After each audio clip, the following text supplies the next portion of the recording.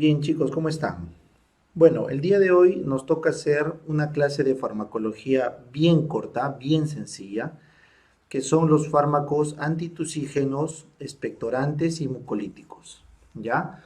Entonces, esta clase, como les digo, de farmacología es bien corta, lo voy a hacer súper rápido, porque estos fármacos prácticamente cuentan con muy poca evidencia de recomendación y son utilizados over the counter, como dicen en inglés, o sea, de venta libre, básicamente como sintomáticos, pero con efecto muy parecido al placebo, ¿ya? Entonces, cuando queremos tratar la tos, recuerden que la clasificación que todos ustedes deben tener viene acorde al mecanismo de la tos. Entonces, no se olviden que tanto la mucosa del oído, correcto, como la mucosa oral, faríngea, la mucosa de la tráquea o de la laringe y la mucosa de los bronquios o de la pleura, todos estos componentes pueden desencadenar impulsos irritativos que activan el reflejo de la tos, ¿ya? Por lo tanto, una persona puede tener tos por problemas de su mucosa orofaringea, por problemas auditivos, por problemas laringotraqueales, problemas bronquiales, problemas alveolares neumónicos también y por problemas pleurales. Entonces, hay diversas formas de desencadenar el reflejo de la tos, por lo tanto, los fármacos para la tos se van a clasificar en los siguientes grupos. Los primeros son los que actúan acá, a nivel de la orofaringe, los famosos demulcentes faríngeos. ¿Qué es un demulcente? Es una sustancia viscosa que lubrica y va a proteger las mucosas que de repente están deshidratadas, resecadas, irritadas, etcétera, y eso es lo que desencadena la tos. Entonces, el consumir miel, glicerina o la famosa goma de acacia o arábiga son remedios caseros que siempre se han usado para disminuir el reflejo tusígeno generado por problemas de la mucosa faríngea. Ya son los demulcentes faríngeos. Ya, totalmente tratamiento casero, tiene muy poca evidencia sólida, pero sí se ha visto que hay mejoría relativa en ciertas personas. ¿Ya? Ahora, si el problema no está acá en la mucosa, sino el problema ya es profundo, es laringotraqueal o bronquial, entonces ahí sí vamos a recurrir a estos dos, a los mucoactivos, los agentes mucoactivos y los agentes antitusígenos, ¿ya? Entonces se llaman agentes mucoactivos porque su nombre lo dice, van a actuar en el moco. Ustedes saben que a lo largo de todo el tracto bronquial y la tráquea, las células caliciformes y otras glándulas, bajo ciertos segmentos que ya hemos visto en histología, secretan mucina.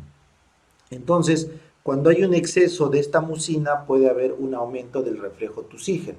Entonces, lo que hacen estos fármacos mucoactivos, o bien es expectorantes, o sea, aumentan la expectoración para que fluya más la, el moco y no se quede, o mucolíticos, que es aquellos que destruyen el moco como tal para hacerlo más fluido, ¿ya? Entonces, los expectorantes o los que aumentan la expectoración son las soluciones salinas, el manitol, la guainfenicina, ¿ya? Y los mucolíticos que rompen el moco son la bromexina, el ambroxol y la acetilcisteína o N-acetilcisteína, que es la más conocida. En una siguiente diapositiva vamos a conversar de este grupo de fármacos, ¿ya? Ahora, si el problema no es del moco o es que necesitamos más fuerza terapéutica para bajar la tos, entonces recurrimos, a estos de acá que son los antitusígenos. Y estos sí son un poco más potentes y se reservan para ciertos casos. ¿Ya? Ahí tienen a los opioides con la codeína como principal ejemplo. Dentro de los no opioides tenemos al dextrometorfán. Dentro de los no opioides es importante el dextrometorfán. Ahí está. Y dentro de los antihistamínicos cuando tenemos un paciente con reacciones alérgicas, entonces ahí podemos tener un efecto terapéutico importante, solamente cuando estamos frente a reacciones alérgicas. ¿Ok? Muy bien. Entonces, eso también lo vamos a ver en las siguientes diapositivas, ya los antitusígenos como tal. Bueno, y finalmente, si el paciente es asmático, entonces los adyuvantes antitusígenos para pacientes con asma o con algún problema bronquiolítico o bronquítico, perdón, en las vías inferiores son los broncodilatadores. O sea, en pacientes que están con asma, tienen EPOC o tienen cualquier complicación de estas vías finales de los bronquiolos o los bronquios bien pequeños, las vías terminales, entonces un broncodilatador podría mejorar la tos. Pero son adyuvantes porque ya son procesos broncoespasmóticos específicos los que se interrumpen, ¿ya? Entonces, de esta diapositiva lo que yo quería que todos ustedes entiendan es que hay una clasificación de los fármacos que van para la tos, ¿ya? Según el lugar donde actúan. Entonces vamos a hablar primero de los mucoactivos, ¿ya? Los mucoactivos, estos son importantes. Estos agentes mucoactivos, como ven acá, les dije que se van a dividir en dos grupos.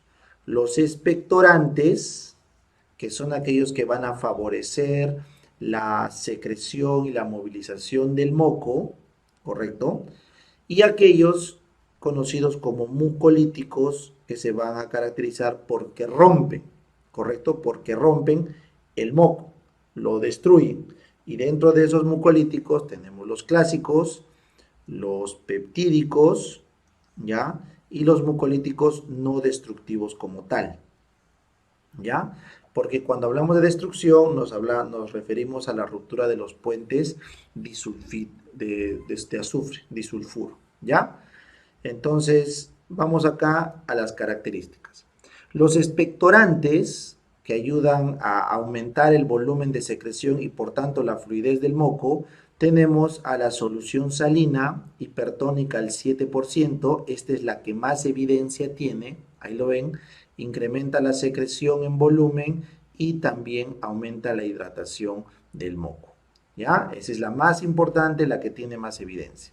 Luego podemos tener manitol en polvo seco, ya que aumenta la secreción, tiene menos evidencia, y la guainfenicina, que clásicamente se usó como un fármaco de referencia, no tiene efectos clínicamente demostrados actualmente, ¿ya? Así que los expectorantes, el que los pediatras utilizan, es la solución salina hipertónica, ¿ya? Ojo, ojo con esta de acá.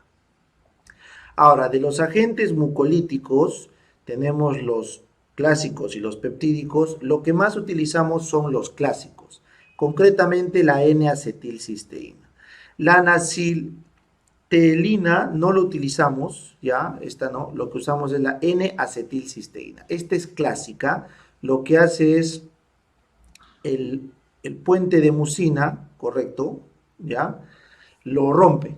Entonces, al debilitar este puente disulfuro en la mucina, en los oligómeros de mucina, entonces es más fácil que se expectore el moco, ¿ya? Pero recientemente, y esto es lo más importante de su efecto actual, se ha visto que tiene acciones antiinflamatorias y antioxidantes. O sea, no solamente es que debilite estos puentes, sino también que es antioxidante y antiinflamatorio. Así que esto es la razón por la que hoy por hoy la N-acetilcisteína es el mucolítico más recetado, ¿correcto? Muy bien. Ahora, en cuanto a los mucolíticos peptídicos, estos hidrolizan los polímeros de DNA, ¿correcto? Se puede decir, mucolíticos más modernos, pero no los utilizamos mucho, son poco costosos y tampoco tienen buena evidencia. Y en cuanto a la heparina, básicamente la diferencia es que no actúa sobre enlaces sulfuro, sino sobre puentes, solamente sobre enlaces de hidrógeno o enlaces iónicos, ¿ya? Entonces, la conclusión de esta diapo, que si vamos a usar un agente mucoactivo, podemos utilizar un expectorante que fluidifique y aumente el moco, suero hipertónico, el más usado, o podemos usar un mucolítico que rompe el moco, los puentes de azufre, que esa es la N-acetilcisteína. ¿Ya? Esos dos conceptos, por favor, quiero que recuerden acá.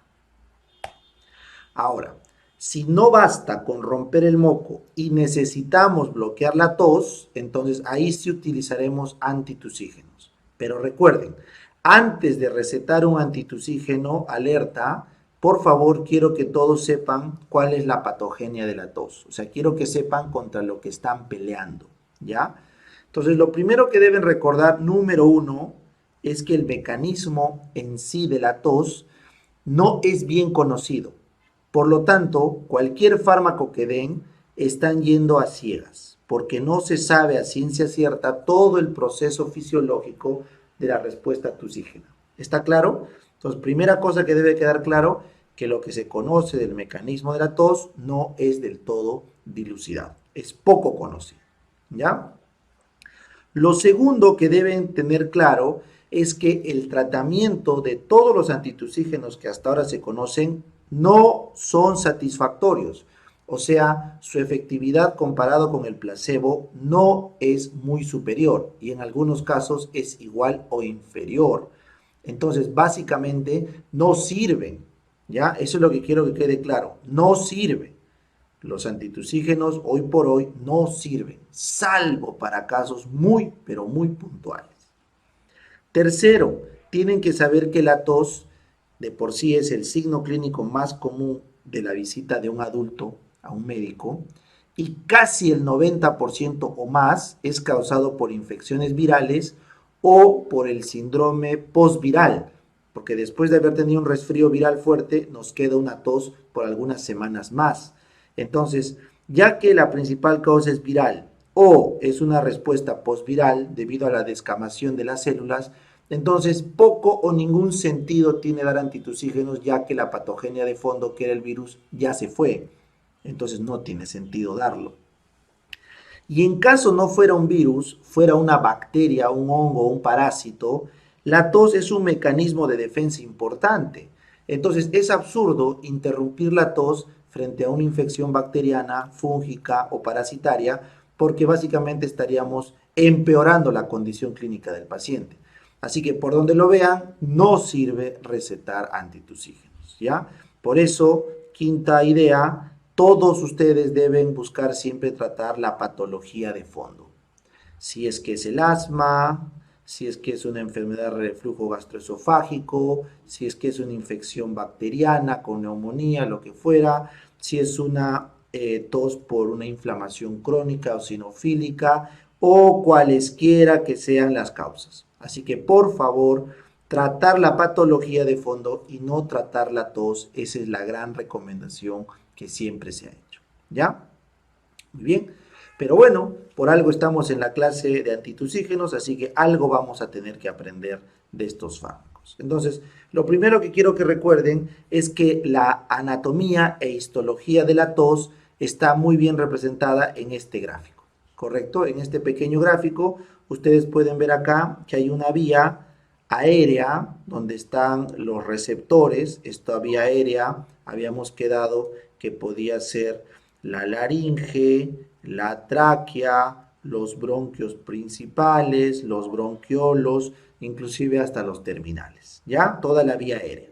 Entonces, esta vía aérea, como ven acá, tiene sus células epiteliales, estas de acá, estas celulitas, y estas celulitas están inervadas, como puedes ver acá, por estas terminales, que les estás viendo acá, terminales, que tienen un componente infraepitelial, o sea, están debajo del epitelio, un componente intraepitelial dentro del epitelio, ¿correcto? Y por lo tanto van a tener diversas fuentes de estimulación. Todas estas vías sensitivas se van a juntar y van a viajar a través del gran nervio vago. El gran nervio que lleva el reflejo de la tos es el número 10, el vago. Y este vago, como ustedes saben, tiene su ganglio nodoso, su ganglio yugular y sube a nuestro sistema nervioso central, ¿correcto? Entonces, este sistema nervioso central, acá en el sistema nervioso central, vamos a estructurar el reflejo de la tos a nivel del bulbo raquídeo, ¿ya?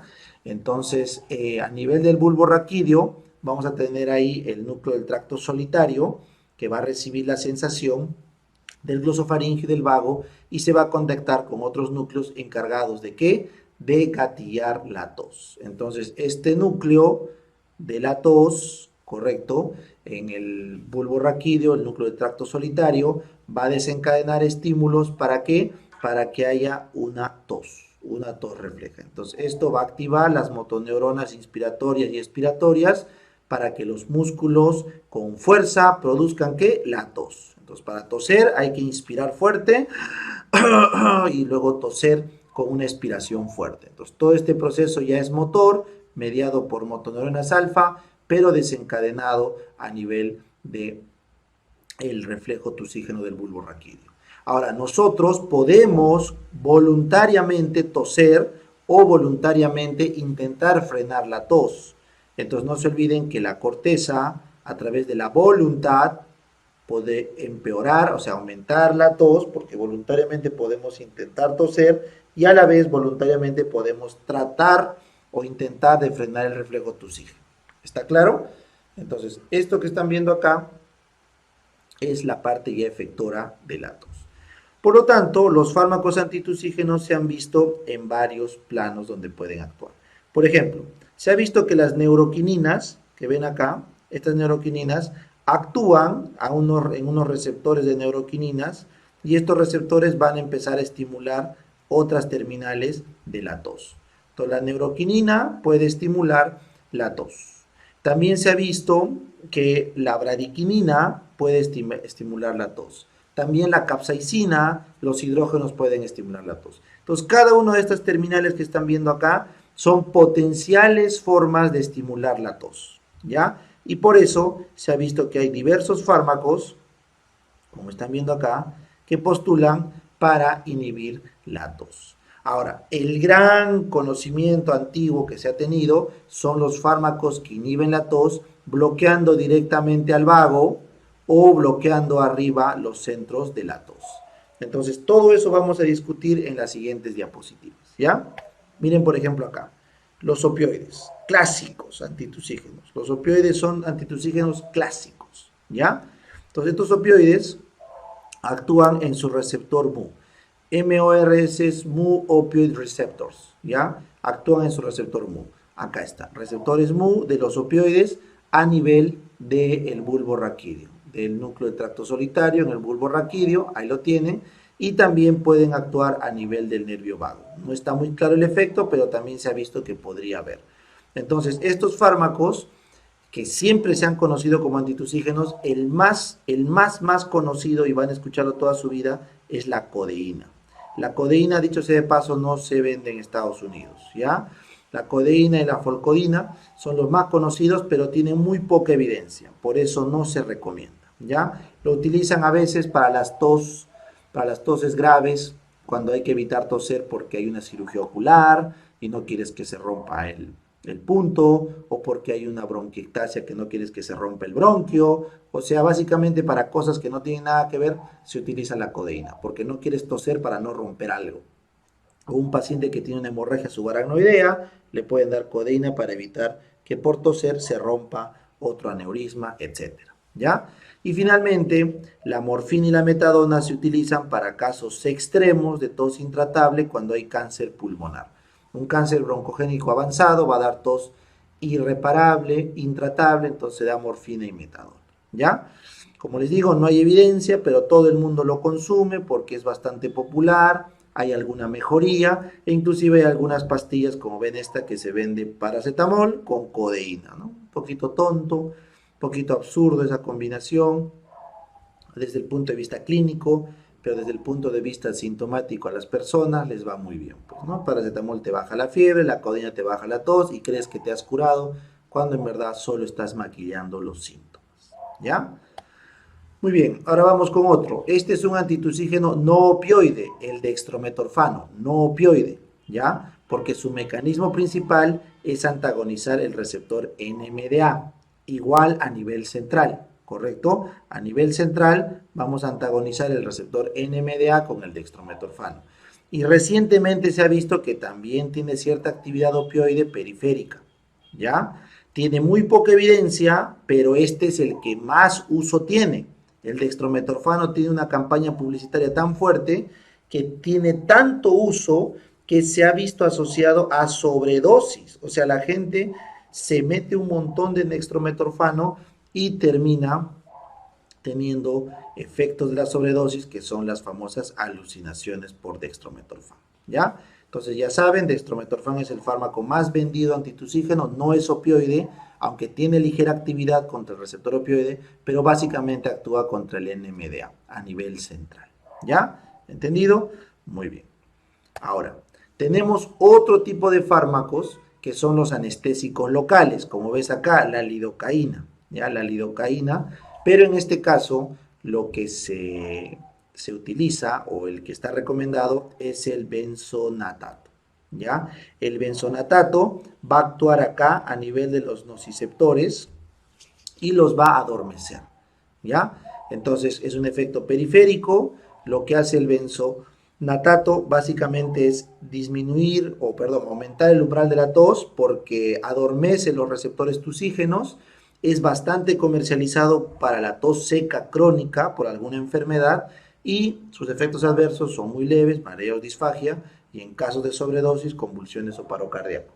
Pero se utiliza de venta libre para toses secas por patologías en las que no es peligroso cortar la tos, ¿ya? Efecto periférico.